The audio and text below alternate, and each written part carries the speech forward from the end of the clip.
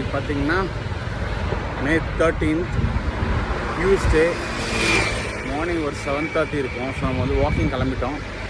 So almost வந்து ஒரு 50% complete பண்ண போகிறோம். லாஸ்ட்டு 2 டேஸாக வந்து நம்ம வீடியோ எடுத்துருக்கோம், பட் அது இன்னும் அப்லோட் பண்ணல.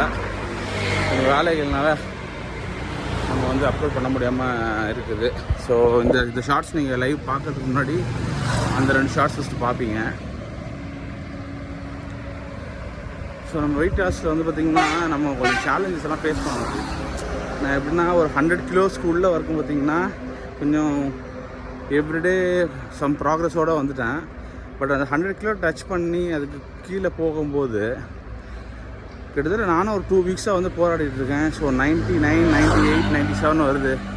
அதுக்கப்புறம் ஏதாவது ஒரு வீக்கெண்ட் ஆகுது, நம்ம ஏதாவது ஒரு ஷீட் மீல் பண்ணுறோம், இல்லைனா ஏதாவது ஒரு ஃபுட்டை வந்து மாதத்துக்கு சாப்பிட்றோம் அப்படின்னா அது ஆட்டோமேட்டிக்காக வந்து பேக் 99, 100 அப்படி வந்து அந்த 3 டிக்கெட் டச் பண்ணும் போதெல்லாம் ரொம்ப செம்ம பெயின்ஃபுல்லாக இருக்குது. சார் நம்ம கஷ்டப்பட்டு ஓடினோம்டா, ஒரு 2 நாள் ஓடி 100க்கு கீழே கொண்டு வந்தோம். ஸோ லோவஸ்ட் டார்கெட் வந்து 97.35 தான் கடைசி அட்லீஸ்ட்டாக நான் வந்து இப்போ ரீசெண்ட் டேஸாக மறுபடியும் அது கெயின் ஆகுது.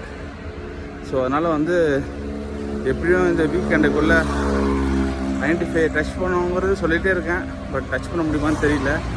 பட் நம்ம வந்து எவ்வளோ முடியுமோ அவ்வளோ தூரம் புஷ் பண்ணி நம்ம அந்த கோல் அச்சீவ் பண்ண ஃபோக்கஸ் பண்ணுவோம்.